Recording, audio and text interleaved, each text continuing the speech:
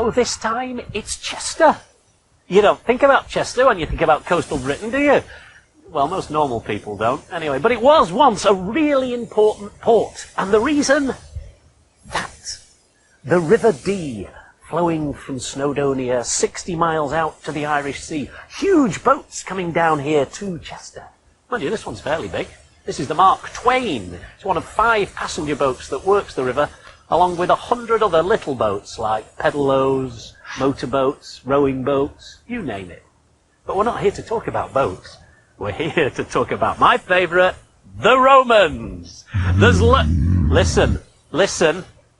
You are going to have to do the Romans, whether you like it or not. Loads and loads on the Romans.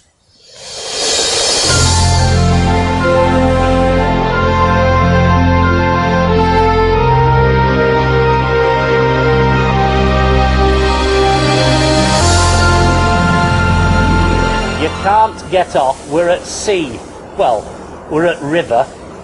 You're going to do the Romans whether you like it or not. Come on. So Chester, why was it such an important port? Well, because it was at the highest point for the tide and also at a place where you could ford the river. Brilliant place to set up a city. And it was safe. No bother with the sea here or high tides. So we've had the Romans here, then there was the Danes, then the Saxons, then the Normans, and then us. What? What's the matter? You can feel ghosts. Where are you feeling them? There's a ghost sitting there, is it? It's a Roman soldier. Yeah, of course it is. What's he doing? Is he looking up some scrolls about Hadrian's Wall or something? Eating crisps. Ghosts don't eat. Is he wearing a 20th Legion uniform by any chance? Yes, he is. I knew you were going to say that. Well, they were important here. They gave the place its name. Look, I've got some facts about the names. It was called Castra Divana, or Castra Diva by the Romans, or Castra Legionum. The Welsh turned that into Caerleon, as only they could.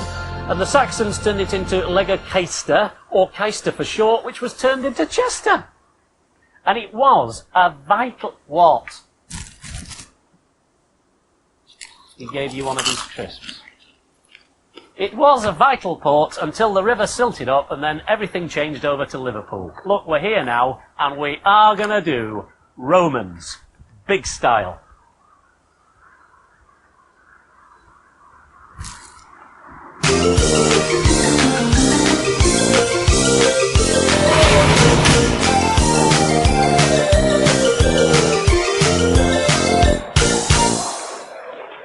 So here we are, in the very centre of Chester. Hey, it's brilliant. The roads are laid out, believe this or not, laid out exactly the same today as when the Romans were here, when it was Castra Divana. Oh, yay! Oh, what? Hey? Oh, yay!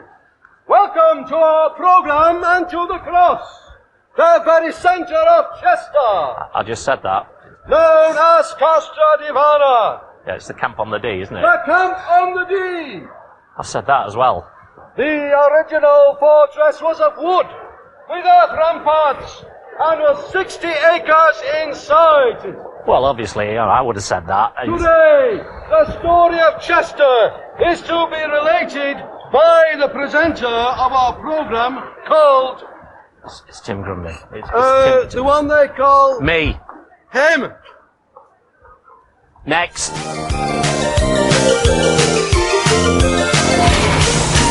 Hey, do you know who he was? He was the town crier. He'd give the news to the town before they had newspapers and satellite telly and things like that. And what? Did he do repeats? Yeah, of course he did. He did about 30 a day. I bet you don't know where we are. What are you doing? A Roman strong room. Yeah, that's right. How did you know that? Hey, listen. Before we go any further, there's so much to do in this town, and we've only got a tiny bit to cram it all in, so I need to keep an eye on the time. All right. A Roman candle. It's an hour candle. So you can, that's brilliant. You light it, I'll tell you about the strong room. Now, they were always at the back of the headquarters, and they were always built underground, obviously for security reasons. It's in there that they would keep the salary, or the salt,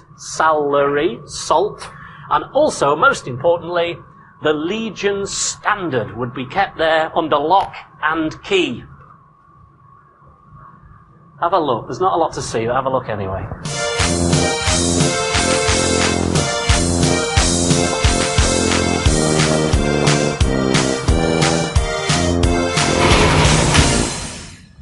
The Romans arrived in Chester in AD 70, and it was the Second Legion that was here. They were here for about 10 years, until they were told to go and look after the Rhine and the Danube. This place was almost deserted. So someone said, I know, send in the 20th Legion, Victorious they were known as, because it was they who had first conquered England, it was them that had beaten up Boadicea, and it was them that came here and put up stone walls, replacing the wooden fort and mounds that were here before. Those are the Roman walls. Fantastic! There's actually 2 miles of Roman walls around Chester, which I reckon makes it one of the biggest Roman forts you'll find, because most... I know that's not 2 miles, because that's just a little map of the walls around the city. Come on.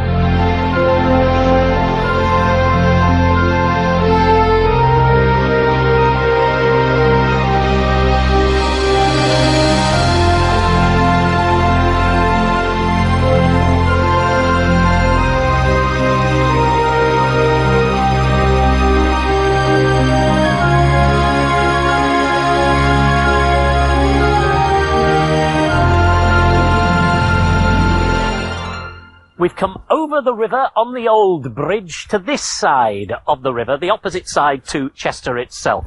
Now, we were talking about the building of the stone walls around the fort. If you're building stone walls, what do you need a lot of? Sheep. Sheep? Sheep? What are you... No! Stone! And it just so happens on this side of the river there was an ample supply. This is where the Romans actually quarried stone to build Chester. Fantastic! And to look after them whilst they did their quarrying, they built a statue of Minerva, a goddess. She was actually the goddess of war, craftsmanship, knowledge, learning, and the arts. She covered quite a lot, did Minerva. Anyway, this was carved 1900 years ago, and it was to aid the workers that were quarrying here. The surrounding has just been put in to protect it. Fantastic. That is the only surviving carving in a quarry anywhere in the world. We need to move on. What sort of time is it? You've got something in your pocket.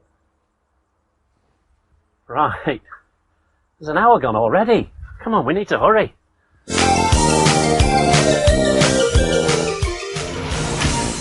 Every Roman fort had one, and they were always built on the outside of the fort's walls.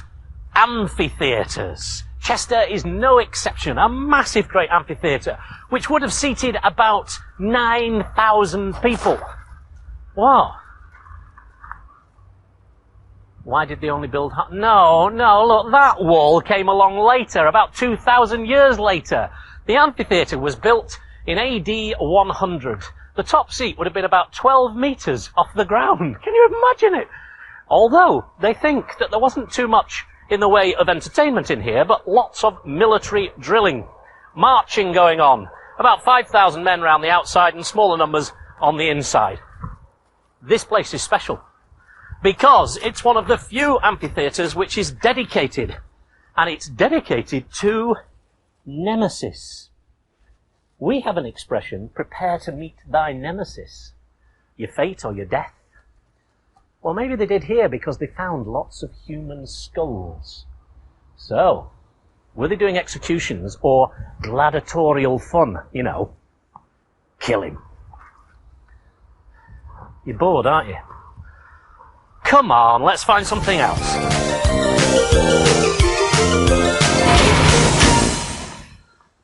Hey, the wishing steps. These are fab. What? It's gone out. Well, you'll have to relight it in a second. Listen, the car, the hire car, I've just dumped it. I mean, it said no parking, but I've just left it there. They won't mind, will they? Right, now, these were built in 1785. Well done. And the idea is that you run up them, and then you run down again, making a wish, and it'll come true. Give me your candle. Go on, off you go.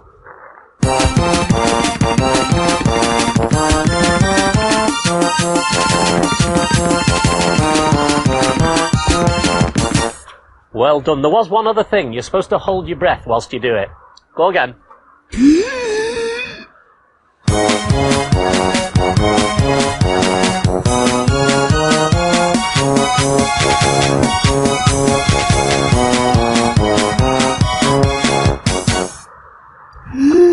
Did you do it? Well done. Hey, what was your wish? No more Roman history. Of course, if you tell anyone you wish, then it doesn't come true. Candle's gone out again.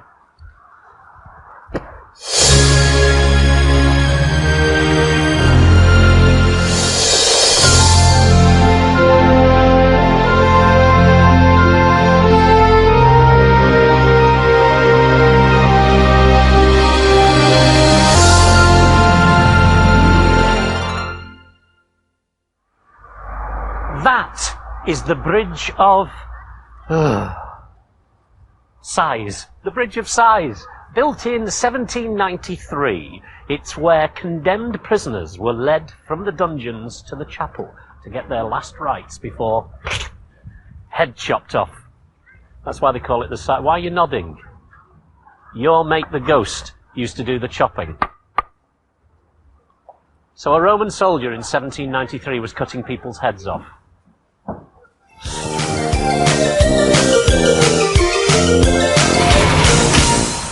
I love that bridge. I think it's really... What? Why are you so concerned about the hire car? Look, I moved it off where I parked it last time and I put it on some triple yellow lines. And I ripped up that ticket I got. Don't worry, I've got friends in high places. No worries.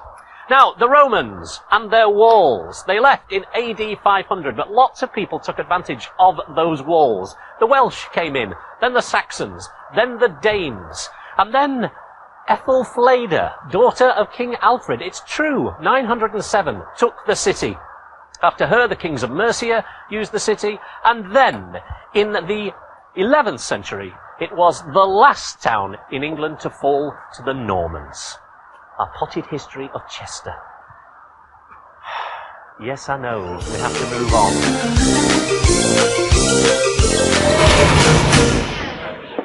1070, William the Conqueror gave Chester to his nephew, Hugh Lupus, or Hugh the Wolf, because he was a right nasty piece of work.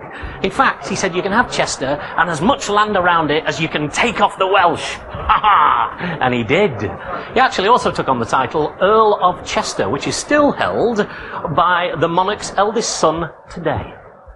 Now, because of his wealth, this city blossomed. In fact, it became the #1 port in the whole of northern England, exporting cattle, wine and leather to Ireland, Scotland and the continent.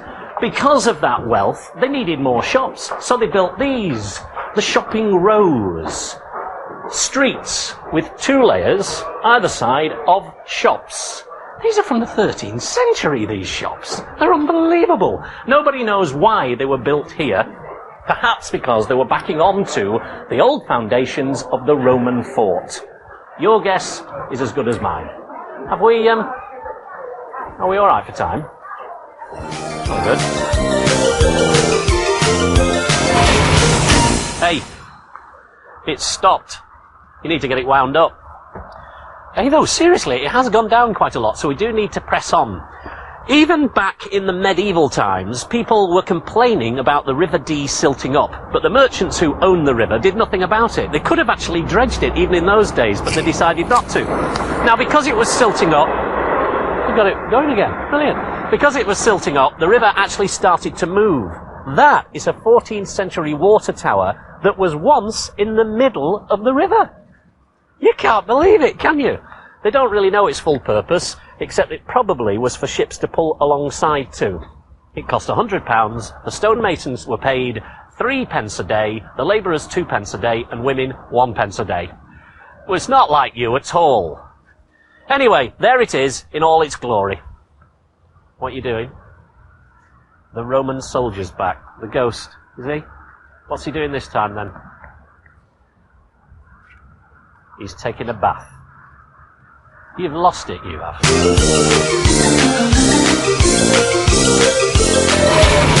They're into the final furlong of the Grundy Guinea, and the front pack look like this. It's Minerva from Nemesis. Behind them, Julius Caesar, although Brutus is closing fast. Oh no, wait! Ahead of the lot, there's Terrific Tim. In fact, Terrific Tim is heading towards the finish line. All the other riders have fallen. This is a tremendous victory for Terrific Tim. I'm only joking, I'm here. This is the lovely little racecourse of Chester, known as Rue Dee. Dee is probably something to do with the river. Rue, apparently, is Anglo-Saxon to do with a cross on an island. Perhaps that very cross. Who knows? There was an island here because the river used to run down there. It's gradually moved and it left a big field. And back in 1540, they had a problem with lagerlouts playing football on the field. So they kicked them off and turned it into a racetrack, one of the oldest in the country, and a beauty. They have something very, very special in the car park here. We'll go and have a look.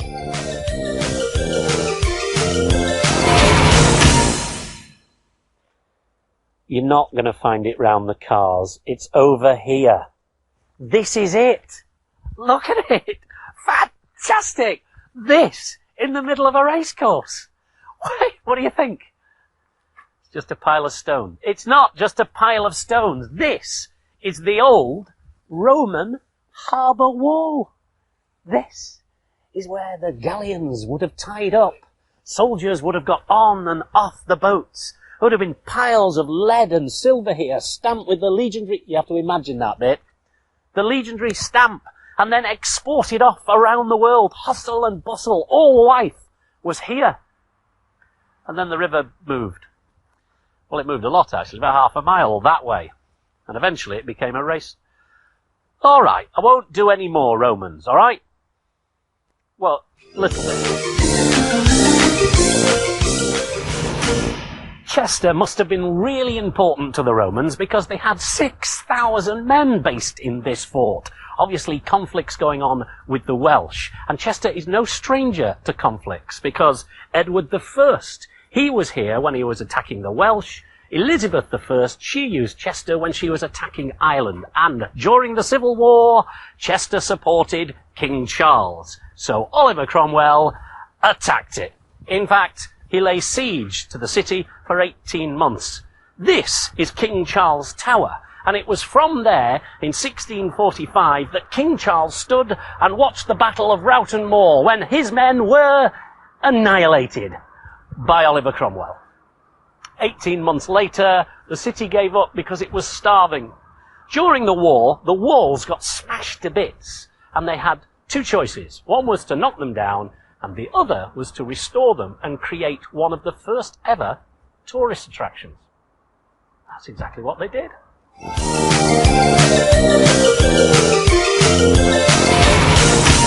This is the Diwa Roman experience. Remember, Diwa, the Roman name for Chester?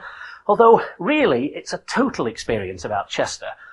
This is an archaeological dig. We're now in the cellars of a Georgian house, and it shows all the different layers of the occupation of Chester. You've got post-medieval, medieval, Saxon, and Roman. There's a Roman wall that once stood here, but the people that own this Georgian house thought that it would be useful building material, so they used it. There you go. Roman breeze blocks holding up the Georgian house. And you can see some more of the dig round here. What they did was they actually excavated the site and then they turned that into an exhibition, which is a great idea. Now, you've got a Saxon house down here. That would have been a large thatched house. That's probably where they would have done the cooking. The fireplace would have been there. You've got a post-medieval footpath, probably Tudor, something like that. And over there you've got a medieval path and a Roman house over in the corner of some importance, probably. It's where your ghost used to live. Yeah, of course it was. Yeah. What? That's clever. You got the candle balanced in midair. Anyway, Have a look around. It's a really nice idea.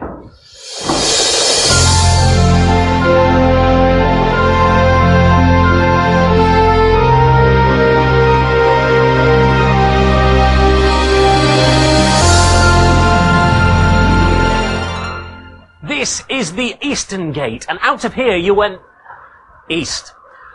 Well, no, actually, during Roman times, it was the road to York, okay? The Roman gate was replaced by a medieval gate, and it was through here that the mail coaches came from London and Birmingham. When the river silted up, business in the city died off. But it was saved by tourism. It became very fashionable to promenade along the city walls and over gates like this. 1769, they built this one. And 1897, they put the clock on top to commemorate Queen Vic's Diamond Jubilee. But you get your best view of it from just down here, where you can frame it up nicely. Oh, yay! Oh, yay! We endeth our program here. The music was played by Murphy Muff. The editing was achieved by Hind Kevin. How'd you do that? The Mrs. Mary Rogers and Elizabeth Wooten made all happen. I made it happen. And the pictures were by Ye Eye. Ye Eye. Yeah, this is the important The bit. presenter was... It's Tim... What? He doubles as the town's traffic warden. Does he? Don't worry about the name. It's all right, leave it. Fast boat. We've got to get out. Fast boat. Get a fast boat now!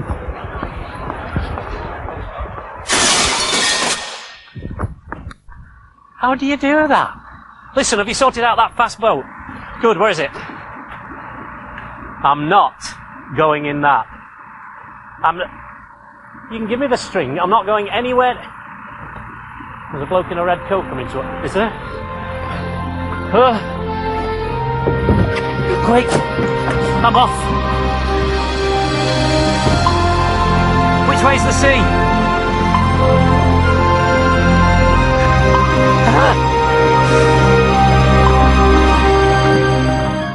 Next on Discovery, a look at the golden age of steam. Hear the confessions of a steam engine.